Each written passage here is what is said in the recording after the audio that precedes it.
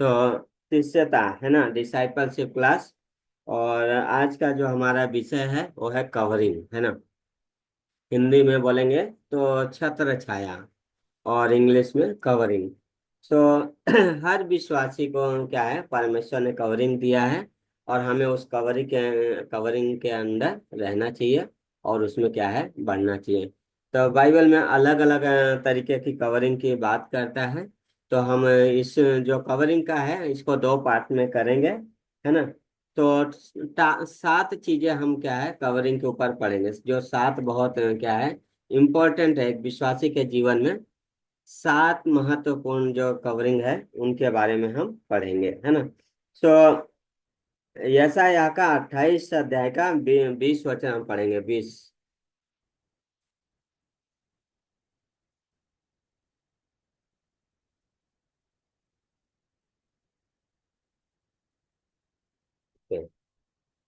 बोलता है, क्योंकि बिछौना टांग फैलाने के लिए छोटा, और ओढ़ना ओढ़ने के लिए सकरा है ना। यहाँ पे क्या है, बिछौने ओढ़ने की बात कर रहा है, ढकने की बात कर रहा है ना। तो हर एक विश्वासी के जीवन में यह चीज परमेश्वर ने दिया है, कवरिंग रखा है ना। और उस छत्र छाया में हमें क्या है, हर एक विश्वासी को बढ़ना चाहिए। और जब एक विश्वासी अपने दिए परमेश्वर के द्वारा दिए हुए कवरिंग में बढ़ता है, उसमें जीवन जीता है, तो क्या है, वो आशीषित होता है। परमेश्वर की आशीष उसके जीवन में हम देख सकते हैं। तो कई बार लोग क्या है पास्टर साहब, कवरिंग। पास्टर एक ये इस वाले वर्ड सर एक बार फिर से इंटरप्रिटेशन बताइए तो क्या लिखे हैं आप, क्या बोल रहे थे? कवरिंग है ना, छत्र छाया, हिंदी में बोलेंगे जी तो जी। छत्र छाया, कवरिंग, है ना। सो कवरिंग मतलब कैसा है, हमें परमेश्वर ने क्या है साथ हम कवरिंग जो बोलते हैं उस अधीनता में जो परमेश्वर ने हमें लिखा, तो सात जो मुख्य कवरिंग है एक विश्वासी के लिए। कवरिंग वर्ड यूज करूं या छत्र छाया, कौन सा इजी रहेगा? नहीं नहीं चलेगा, मैं ये सिर्फ वर्ड्स का मैं जानना चाह रहा था, ओके जो ओके। वर्ड्स आप पढ़ाए पढ़े ना अभी। जी जी, जी। उसका थोड़ा सा इंटरप्रिटेशन हाँ समझा दीजिए। जी। तो ये जो कवरिंग है, लाइक परमेश्वर ने हर एक विश्वासी के जीवन में दिया है, जैसे परमेश्वर का वचन, है ना। और स्वयं यीशु मसीह हमारी कवरिंग है। पवित्र आत्मा परमेश्वर ने हमें दिया है, जिसकी आवाज सुनते हुए हमें चलना है ना। परमेश्वर ने हमें कलीसिया दिया है। परमेश्वर ने हमें क्या है, पास्टर टीचर दिया है, जिसके अधीन में हम रह के क्या है वचन को सीखते हैं। और क्या है, परमेश्वर ने हमें सुसमाचार दिया है। तो ये क्या है, सात जो कवरिंग है, इन कवरिंग कवरिंग जो है ये सात बहुत महत्वपूर्ण है हर एक विश्वासी के जीवन में। हम इनमें से किसी को भी छोड़ नहीं सकते, है ना। और जब भी विश्वासी अपने कवरिंग के बाहर गया है, जीवन जीने की कोशिश किया है, हमेशा क्या है, समस्याएं पैदा हुई है ना। तो यशायाह का जो 28 का 20 हमने पढ़ा, बिछौना जो वहां पे ओढ़ना शब्द बात करता है ना, कि वो क्या है, छोटा है टांग फैलाने के लिए। तो वो चीज हर एक विश्वासी के लिए क्या है, परमेश्वर ने क्या है कवरिंग दिया है। हम उन कवरिंग के अधीन रहना चाहिए हमें। नीति वचन का 9वां अध्याय का पहली पंक्ति हम पढ़ते हैं।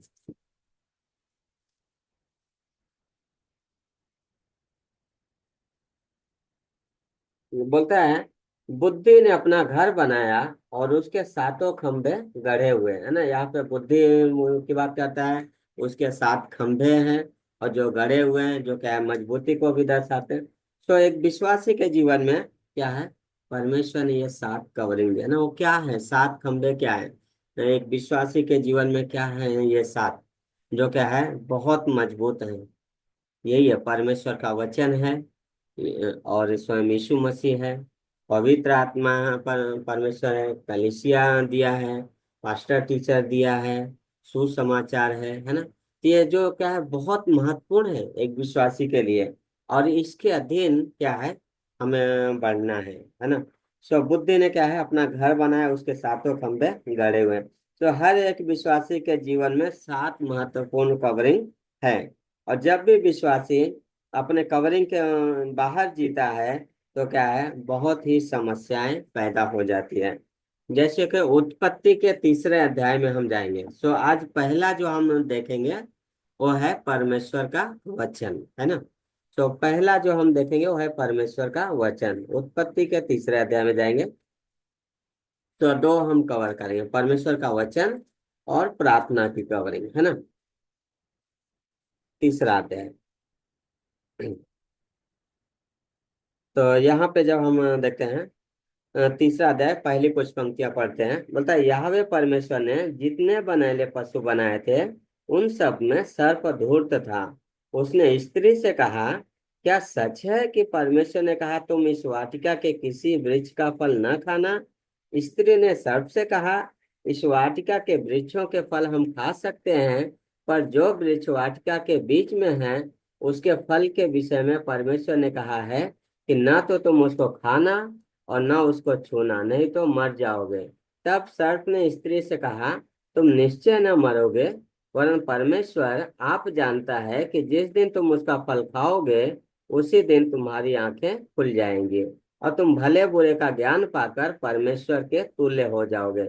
अतः जब स्त्री ने देखा तो उसका स्त्री ने देखा कि उस वृक्ष का फल खाने के लिए अच्छा और देखने में मनभाव और बुद्धि देने के लिए चाहने योग्य है, तब उसने उसमें से तोड़कर खाया और अपने पति को भी दिया और उसने भी खाया। तब उन दोनों की आंखें खुल गई और उनको मालूम हुआ कि वे नंगे हैं, इसलिए उन्होंने अंजीर के पत्ते जोड़ जोड़ कर लंगोट बना लिए, है ना। तो यहाँ पे क्या है, आदम और हवा है। अगर हम दूसरा अध्याय पढ़ते हैं, परमेश्वर ने सब कुछ बनाया, मनुष्य को बनाया, है ना, अपने स्वरूप और अपनी समानता में बनाया। परमेश्वर ने उनके लिए आदन की वाटिका बनाया जहाँ परमेश्वर ने उन्हें रख दिया, है ना। जहाँ पे परमेश्वर ने बोला कि इस वाटिका के हर एक वृक्ष का फल जो है तुम बिना खटके खा सकते हो। हाँ, वर्किंग था ही ने मनुष्य के जीवन में। परमेश्वर का वचन क्या बोलता है कि आदम और हवा को परमेश्वर ने बोला कि तुम इस वाटिका के वृक्ष का जो फल है जितने भी हैं सब बिना खटके खाओगे। हाँ, लेकिन एक जो भले और बुरे के ज्ञान का फल है उसे क्या करोगे, नहीं खाना है तुम्हें। हाँ, लेकिन जब सर्प आता है तो क्या करता है, उन्हें बहका दिया। तो यहाँ पे दो चीजें देखते हैं कि पहली बात तो उन्होंने परमेश्वर के वचन के खिलाफ गए। परमेश्वर का जो वचन क्या कह रहा था, परमेश्वर ने क्या कहा था कि जिस दिन तुम खाओगे उस दिन मर जाओगे, है ना। सो परमेश्वर के वचन को छोड़ दिए, है ना, और सर्प के बातों पे क्या किया, उन्होंने ध्यान लगाया, है ना, उसके बातों को सुना और खाया। सोचिए यहाँ पे सर्प किससे बात कर रहा है, हवा से बात कर रहा है। हवा की गलती क्या है, वो बोल सकती थी भाई तुम मेरे पति से बात करो, है ना, लेकिन वो क्या कर रही हो, वो सबसे बात कर रही हो, वो अपने कवरिंग के बाहर। जो उसका कवरिंग कौन था, आदम था, वो आदम के कवरिंग के बाहर जाके क्या कर रही है, सबसे बात कर रही है। और आदम भी आके बोल सकता है भाई तुम क्या बात कर रहे हो मेरी पत्नी की से, हाँ, नहीं। सो वहां पे क्या है, हवा इससे डिस्कशन कर रही है, बात कर रही है, और फिर सर्प ने उसे बहकाया। उसने क्या किया, उसकी बातों को लिया, वचन को देखा कि फल क्या है, खाने के लिए अच्छा है, चाहने योग्य है, मनभाऊ है, और उसे खाया। और क्या हुआ, पति को भी दिया। सिर्फ खाया ही नहीं, पति को भी दिया, है ना। सो अपने कवरिंग के बाहर जी रही थी।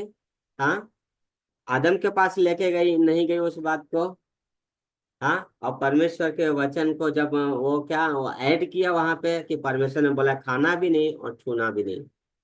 हाँ, और वचन के जब वो कवरिंग के बाहर जी रही थी, है ना, तो क्या हुआ, प्रॉब्लम्स आ गए। तो वहां पे खाए और वहां पे लिखा साथ में जब वो खा लिए दोनों तो उनके क्या है, आंखें खुल गई। क्या हो गया, उनकी आंखें खुल गई। और जब आंखें खुल गई तो क्या देख रहे हो कि नंगे हैं। अब जब वो देख रहे हैं कि नंगे हैं तो क्या कर रहे हैं, अंजीर के पत्तों के लंगोट बना रहे हैं। यही होता है इंसान के जीवन में। जब कवरिंग के बाहर जीता है, जब समस्याएं पैदा होती है तो क्या करता है, बहुत सारी चीजें करने की कोशिश करता है। तो परमेश्वर ने हमें जो कवरिंग रखा है, हमें उस कवरिंग के अधीन में बढ़ना है, जीना है, तो जाके हम परमेश्वर के आशीष को हमारे जीवन में देख सकते हैं। और जब इन्होंने उस कवरिंग के बाहर जिया, परमेश्वर के वचन के बाहर, तो क्या हुआ, यहाँ पे पाप आया और पाप का परिणाम आया, तो मर गए आत्मिक तौर पे। देन क्या है, उनके अंदर डर, शर्म और गलानी आई। 8वें वचन से देखते हैं, जब परमेश्वर वहां पे आता है तो लोग क्या कर रहे हैं, छुप गए हैं और परमेश्वर को क्या बोल रहे हैं कि हम नंगे थे इसलिए छुप गए, तेरी आवाज को सुन के डर गया मैं, छुप गया। हाँ, सोचिए। और परमेश्वर बोलता कि क्यों, किसने तुझे बोला, क्यों, किसने बोला अपन खाने के लिए, खा लिया है ना, कवरिंग के बाहर जी रहे थे। और हवा, इसलिए जब पौलुस लिखता है दूसरा कुरिन्थियों में, और तो क्या बोलता है कि आदम बहकाया नहीं गया, हवा बहकाई गई है। इसलिए क्या बोलता है कि स्त्री को पूरी अधीनता के साथ अपने पति के अधीन रहना चाहिए। क्यों? क्योंकि वो जल्दी बहकाए हुए में आ गई, है ना। आद हवा बहकाई गई, और आदम ने क्या किया, बिल्कुल ही पाप किया और खाया, है ना। तो वो सो परमेश्वर का वचन का कवरिंग हमारे जीवन में बहुत जरूरी है।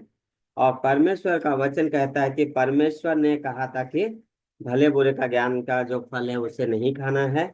और आदम और हवा ने क्या है, वचन की कवरिंग से बाहर गए, फल को खाए, और वहां पे क्या है, मौत है, आत्मिक मौत है ना। सब कुलुसियों का 3 अध्याय का 16 वचन कहता है कि मसीह के वचन को अधिकाई से अपने हृदय में क्या करो, बसने दो, है ना। एक विश्वासी की सबसे ज्यादा जरूरत क्या है, परमेश्वर का वचन। एक विश्वासी की सबसे ज्यादा जरूरत है परमेश्वर का वचन। किसी भी संसार में किसी भी की जरूरत सबसे ज्यादा है, वो है परमेश्वर का वचन। उस तक परमेश्वर का वचन पहुंचे, ये उसकी सबसे बड़ी जरूरत है। लोग बोलेंगे रोटी कपड़ा मकान है, नहीं, वो हमारे प्राइमरी जरूरत नहीं है। इंसान की सबसे बड़ी जो जरूरत है परमेश्वर, उसका वचन। रोटी कपड़ा मकान क्या है, सेकेंडरी है ना। वो परमेश्वर प्रोवाइड करता है। परमेश्वर बोलता है जब तुम विश्वास से आओगे मेरे पास, विश्वास करोगे, तब मुझे पता है तुम्हारी जरूरत क्या है ना। तो हमारी जरूरत है परमेश्वर का वचन, और जरूरत है कि हम परमेश्वर के वचन में बने रहें, और परमेश्वर के वचन को ग्रहण करें। कुलुसियों का 3 अध्याय का 16 वचन हम पढ़ेंगे।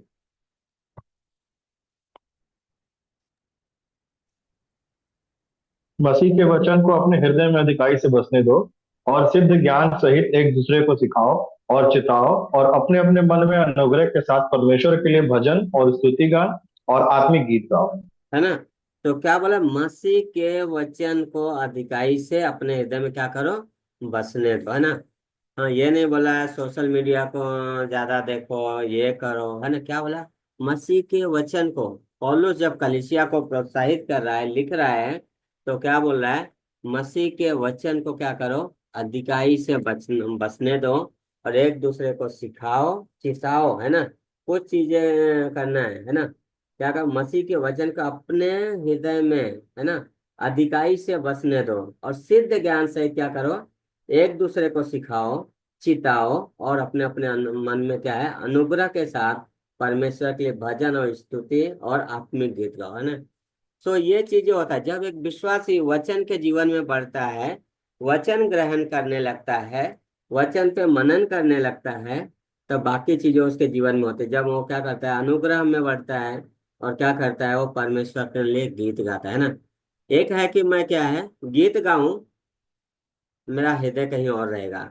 ऐसा बहुत बार होता है, लोग कलीसिया में होते हैं, आराधना चल रही होती है, उनके हाथ ऊपर रहते हैं, गीत गा रहे होते हैं, लेकिन मन कहीं और घूम रहा होता है, सोच कुछ और रहे होते हैं। लेकिन जब हम वचन से भरे होते हैं, हम पवित्र आत्मा परमेश्वर से भरे रहते हैं, तो हम आत्मा और सच्चाई से उसकी आराधना करते हैं। बिना पवित्र आत्मा के हम आत्मा और सच्चाई से उसकी आराधना नहीं कर सकते। उसके लिए जरूरी है कि हम मसीह के वचन को क्या करें, अपने हृदय में बसने दें, है ना। और बोलता है एक दूसरे को सिखाओ और चिताओ भी, है ना। सो जब हमें वचन पता है, तो हम दूसरों को सिखा पाएंगे, और जब वचन पता है, तो जो गलत शिक्षा है उन्हें डांट भी पाएंगे, है ना। जो गलत जीवन जी रहा है उसे समझा पाएंगे, है ना। आजकल चर्चेस में भी क्या है, लोग बहुत सारा गलत लाइफ जीने लग गए हैं। तो जरूरी है, इस संसार में लोगों का सबसे ज्यादा है, वो है परमेश्वर का वचन। सबसे ज्यादा जो जरूरत है वो परमेश्वर का वचन, हर एक विश्वासी की जरूरत है, वो है परमेश्वर का वचन। हाँ, हर एक विश्वासी की जरूरत परमेश्वर का वचन, और परमेश्वर को वचन को अधिकाई से क्या करना है, बसने देना, है ना। क्यों? परमेश्वर ने वचन के द्वारा ही सृष्टि की रचना की। है ना। इब्रानियों में बता, हम विश्वास से जानते हैं कि परमेश्वर ने वचन के द्वारा सृष्टि की रचना की है। और यूहन्ना 1:1 हम पढ़ते हैं। हमारी जरूरत क्या है? परमेश्वर का वचन।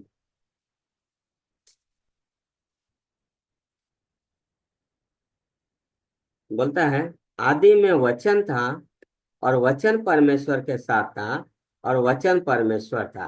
है ना, क्या बोला?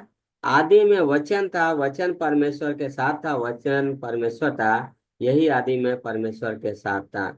सब कुछ उसी के द्वारा उत्पन्न हुआ, और जो कुछ उत्पन्न हुआ है उसमें से कोई भी वस्तु उसके बिना उत्पन्न नहीं हुई। उसमें जीवन था, और वह जीवन मनुष्यों की ज्योति था। है ना, क्या बोला? आदि में वचन था, है ना। वचन परमेश्वर के साथ था और वो वचन परमेश्वर था। और ये हम जानते हैं, विश्वास से जानते हैं कि वो कौन है? वचन देहधारी हुआ, यीशु मसीह। है ना। तो हमारी जरूरत क्या है इंसान संसार की? परमेश्वर, उसका वचन। है ना। एक मिनट, हाँ।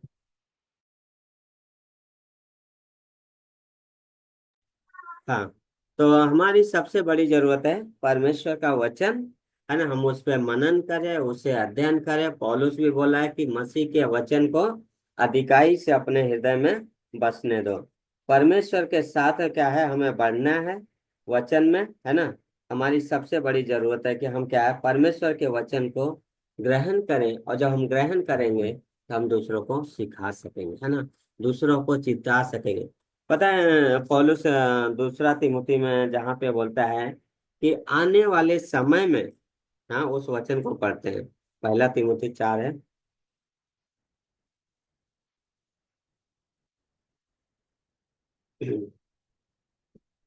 ओके।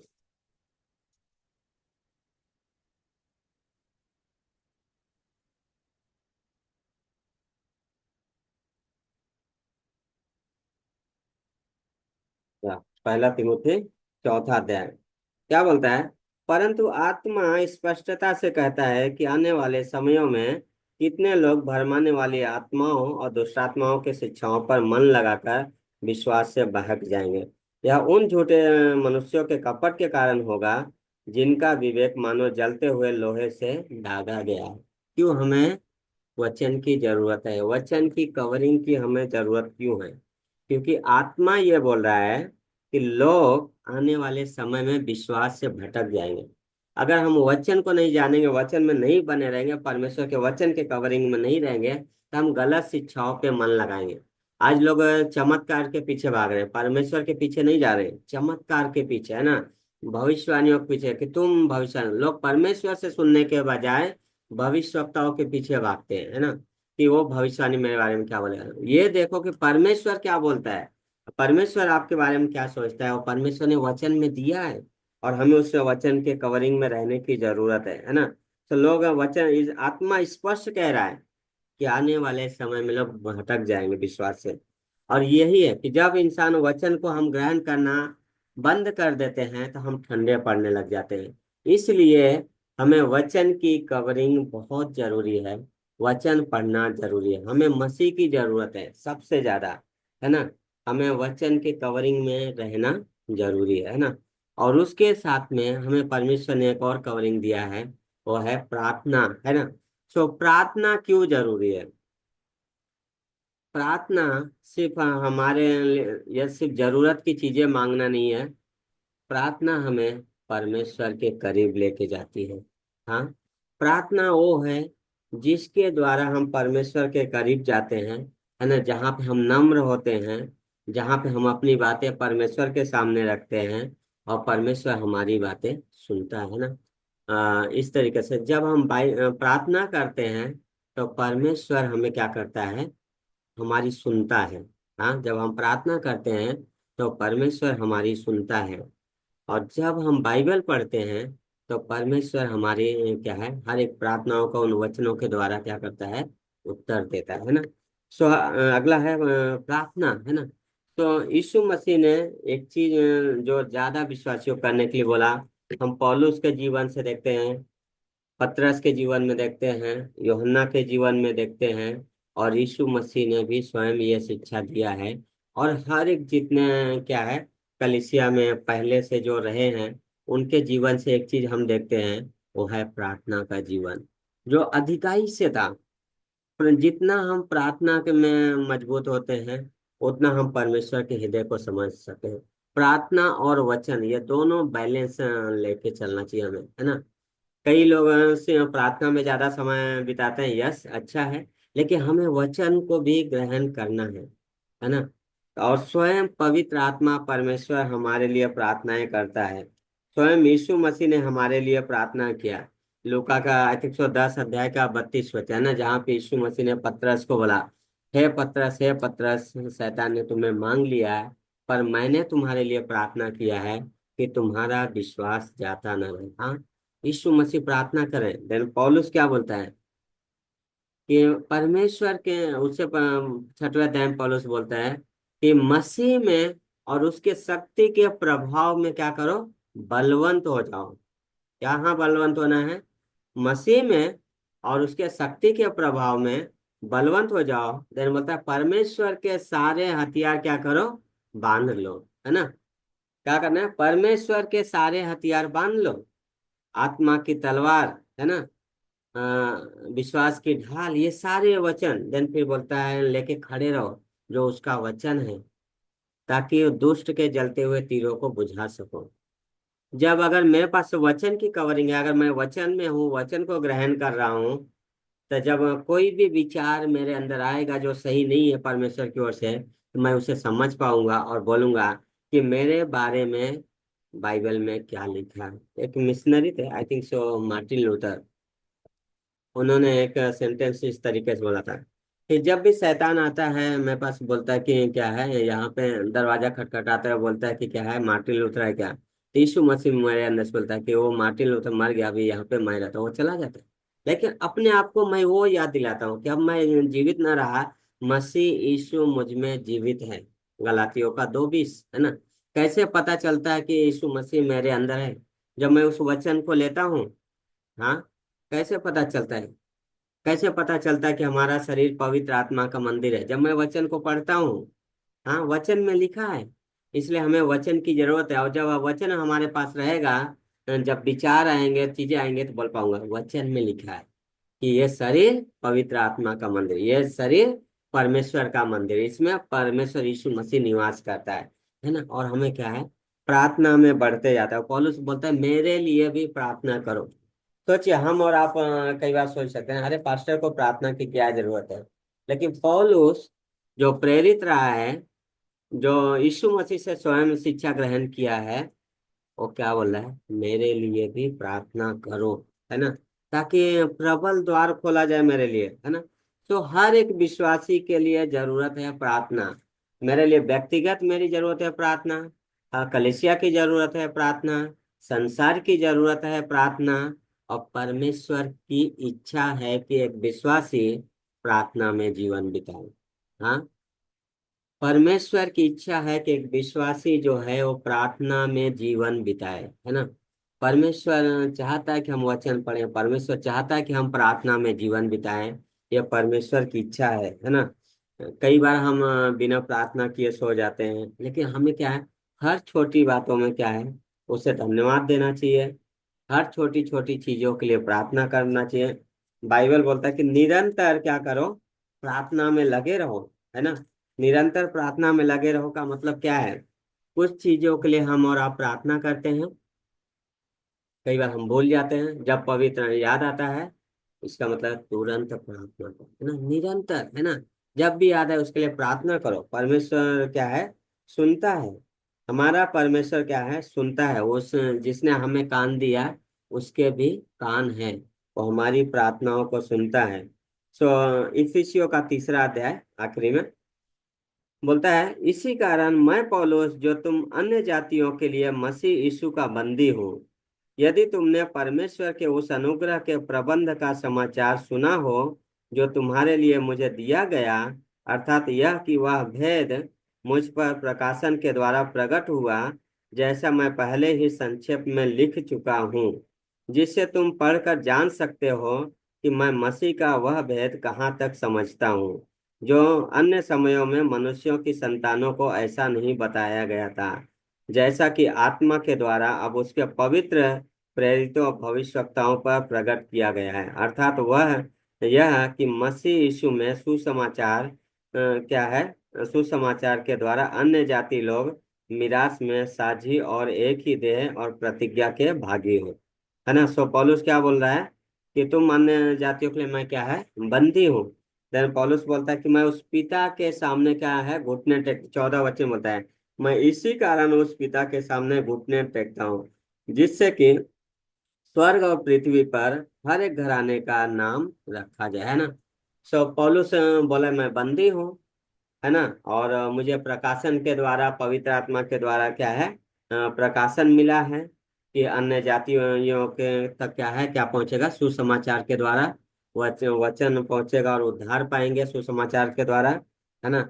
देन पौलुस एक चीज और बोला है कि मैं प्रार्थना करता हूँ, मैं घुटने टेकता हूँ तुम्हारे लिए, हाँ, उस पिता के सामने घुटने टेकता हूँ जिससे स्वर्ग और पृथ्वी पर हर एक घराने का क्या है, नाम रखा जाए, है ना। हर एक विश्वासी की जरूरत है कि एक दूसरे के लिए हम प्रार्थना करें। यह परमेश्वर की इच्छा है। किसी पास्टर ने, परमेश्वर की इच्छा है कि हर एक विश्वासी प्रार्थना कीजिए, करे।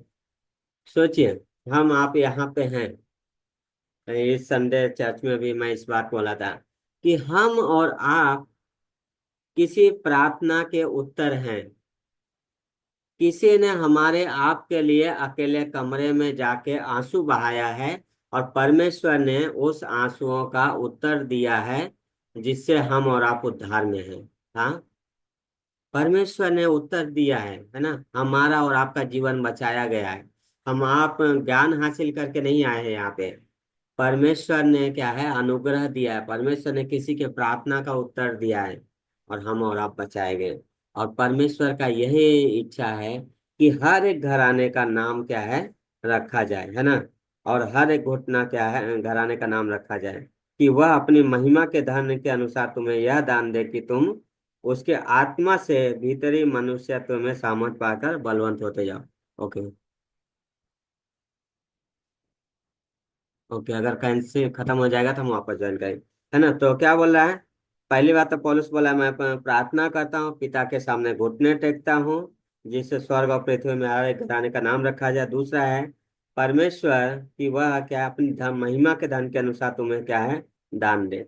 और वो दान क्या है, तुम अपने आत्मिक भीतरी मनुष्यत्व में क्या है, सामर्थ पाकर बलवंत होते जाओ, और विश्वास के द्वारा मसीह तुम्हारे हृदय में बसे। तुम प्रेम में जड़ पकड़कर नींव डालकर क्या है, सब पवित्र लोगों के साथ भली और भावती समझने की शक्ति पाओ कि उसकी चौड़ाई और लंबाई और ऊंचाई और गहराई कितनी है। सो जब एक विश्वासी वचन में और प्रार्थना में जीवन जीता है तो ये चीजें उसके जीवन में होती है। हाँ, वो अपने भीतरी मनुष्यत्व में मजबूत होता है, वो अपने विश्वास के जीवन में मजबूत होता है, परमेश्वर को जान पाता है, परमेश्वर को महिमा देता है अपने जीवन से, है ना। और उसके जो नींव है मजबूत होती है। हाँ, उसकी जो नींव है मजबूत होती है, वो परमेश्वर से शक्ति पाता है। हाँ, हमारी जो सामर्थ है वो परमेश्वर से आती है। यदि हम परमेश्वर की सेवा करना चाहते हैं तो हम परमेश्वर के शक्ति और सामर्थ के द्वारा ही सेवा कर सकते हैं। हम और आप अपनी सामर्थ पे, अपनी शक्ति पे परमेश्वर की सेवा नहीं कर सकते। हमें परमेश्वर की सामर्थ की जरूरत है ना। और पौलुस वही बोला, मैं घुटने टेकता हूँ, मैं प्रार्थना करता हूँ कि लोग उद्धार पाए और जो विश्वासी हैं वो क्या है, मजबूत बने। और आज हमारी यही जो परमेश्वर चाहता है कि एक विश्वासी प्रार्थना करे, वो यही है। हम अविश्वासियों के लिए प्रार्थना करें कि उनका उद्धार हो जाए। जो हमारे पहचान वाले रिलेटिव हैं हम उनके लिए जो उद्धार में नहीं है उनके लिए हम प्रार्थना करें कि उनका उद्धार हो जाए। और जो विश्वासी हैं उनके लिए हम प्रार्थना करें कि वो परमेश्वर में और मजबूत हो, परमेश्वर के वचन को और जान सकें, परमेश्वर के वचन के गहराई में बढ़ सकें। हाँ, विश्वास में मजबूत हो सके, परमेश्वर के साथ एक नजदीकी चाल में क्या है, चल सके। यह हम क्या कर सकते हैं, एक कमरे में लोगों के लिए जा सकते हैं। मैं पिछला हफ्ता गुजरात में था तो एक सिस्टर के यहाँ पे तो बता रहे थे कि जो उनके दादाजी हैं वो लोग अमेरिका में हैं। बोलते हैं आज वो लोग बूढ़े हो गए हैं, लेकिन आज भी परिवार के जितना भी लोग हैं हर एक का नाम ले लेकर के वो लोग क्या करते हैं, प्रार्थना करते हैं, है ना। सो कितना अद्भुत है कि हम अकेले जाके क्या है, लोगों के लिए प्रार्थना करें, नाम ले लेकर के उनके क्या है, उनके लिए प्रार्थना करें। और परमेश्वर उन्हें क्या है, समझने की शक्ति दो, परमेश्वर उन्हें वचन में बढ़ाओ, परमेश्वर उनके विश्वास को मजबूत करो। कई बार हम लोगों की जरूरतों के लिए सिर्फ प्रार्थना करते हैं, जो भौतिक जरूरतें हैं, पर उनकी आत्मिक जरूरतों के लिए हम प्रार्थना नहीं करते हैं। क्यों? क्योंकि हमें उनकी भौतिक जरूरतें पता चलती है, बताया जाता है कि इस चीज के लिए प्रार्थना करो, लेकिन जरूरी है कि हम उनकी आत्मिक जरूरतों के लिए प्रार्थना करें, कि वो मसीह में मजबूत हो, वचन में बढ़े, हाँ, सेवकाई में बढ़े, परमेश्वर को जान सकें, हाँ, उनका जीवन आत्मा आत्मा से भरा रहे। ये उनकी जरूरतें हैं, है ना, हर एक की, हमारी आपकी हर एक की जरूरत है। और जरूरी है कि हम ये प्रार्थना करें कि लोग परमेश्वर में बढ़ सकें, उसके प्रेम में बढ़ सकें, उसके वचन में बढ़ सकें। और इस कवरी में जब हम विश्वासी बना रहता है वचन और प्रार्थना के, तो जरूर बढ़ता है। हाँ, बहुत अद्भुत है कि जब विश्वासी बना रहता है इस कवरिंग में, तो जो आक्रमण उसके जीवन में आते हैं, जो वारफेयर से वो गुजरता है, उसका सामना कर पाता है। यदि हम वचन में नहीं है, वचन हमारे जीवन में नहीं है, हम प्रार्थना नहीं कर रहे हैं, तो हम क्या है, डाउट करने लग जाएंगे, हम घबरा जाएंगे, डर जाएंगे। आदम और हवा ने क्या किया जब कवरिंग के बाहर गए, जब फल खा लिया, क्या है, बोलते मैं तेरी आवाज सुनकर डर गया। हाँ, तो ये हर विश्वासी के जीवन में आ सकता है, डर आ सकता है। जब वो पाप में जिएगा तो डर आ सकता है ना, वो भय आ सकता है, उसके अंदर शर्म आएगा। लेकिन जब हम वचन में जिएंगे तो हम पाप से दूर रहेंगे, क्योंकि वचन जब क्या बोलते हैं, इस मसीह यूहन्ना का 8वें अध्याय का 32वां वचन में, तुम सत्य को जानोगे और सत्य तुम्हें स्वतंत्र कर देगा, है ना। तो जब विश्वासी वचन में जीता है, प्रार्थना में जीता है, तो पाप से दूर रहता है। अगर प्रार्थना में नहीं जी रहा है, वचन में नहीं जी रहा है, वो कवरिंग के बाहर जी रहा है, तो कहीं ना कहीं पाप कर रहा है ना। तो हमें बहुत जरूरी है, इसलिए एक विश्वासी होने के नाते हमारी जरूरत है कि हम लोगों के लिए प्रार्थना करें। परमेश्वर चाहता है कि हम लोगों के लिए प्रार्थना करें, परमेश्वर चाहता है कि हम लोगों को इनकरेज करें, है ना। तो प्रार्थना, हम तीन चीजें हैं, प्रचार, प्रार्थना, प्रोत्साहन, ठीक है। अविश्वासियों के लिए हम क्या करते हैं, सुसमाचार का प्रचार करते हैं, विश्वासियों के लिए प्रार्थना करते हैं और प्रोत्साहन करते हैं, है ना। दो चीजें हैं, कुछ चीजों से जा रहे हैं, हम उन्हें वचन के द्वारा प्रोत्साहन करते हैं कि परमेश्वर क्या कहता है, उसका वचन क्या कहता है, फिर हम उनके लिए प्रार्थना करते हैं, है ना। तो ये हर एक विश्वासी की जरूरत है, और इसी में हमें क्या है, बढ़ते जाना है ना। सो आज के लिए इतना ही, हम आज यहीं पे क्लास खत्म करेंगे। देन अगले हफ्ते क्या है, हम इसको थोड़ा सा ऐसे ही जाएंगे, है ना। या सो अगर कुछ सवाल है, कुछ पूछना है पूछ सकते हैं, कुछ कमेंट करना है कर सकते हैं आप लोग। पास साहब, आज का मेरे को बहुत बढ़िया लगा। मेरे को आज का वचन और प्रार्थना, ये या दोनों का जो था, काफी अच्छे पॉइंट्स आपने बोले और काफी अच्छी तरीके से उसको एलाबोरेट करा। बहुत सारी चीजें मतलब मैं जानता हूँ, लेकिन ऐसा मैंने पढ़ा नहीं, जी ऐसा जी, सोचा नहीं था। हाँ तो हाँ, वो चीज भी मैं अभी बैठ करके उस चीज को मनन कर रहा था, तो मैं काफी अच्छा मेरे को लग रहा था। जी ये सारी चीजें हैं और ये हाँ, इम्पोर्टेंस है। या वचन की भी क्या है और प्रार्थना की भी क्या है, उसके अंदर में रहना जो है जी, वो हम लोगों के लिए कितना आवश्यक है। उससे थोड़ा सा भी 19-20 होते हैं तो शैतान तो गरजने वाले सिंह के ना इस ताक में बैठा रहता है कि बराबर किसको फाड़ खाए। बराबर, तो ये चीजें मेरे को बहुत सही लगी, सटीक लगे और पॉइंट्स भी अच्छे लगे। या सो वचन वही बोलता है ना कि जैसे जो आपने पहला पत्र 5-8 कोट किया, साथ है ना, कि क्या शैतान से फाड़ खाने वाले सिंह के समान तैयार बैठा है। सो अगर वचन और प्रार्थना के बाहर जी रहे हैं तो तैयार बैठा है उधर, है ना।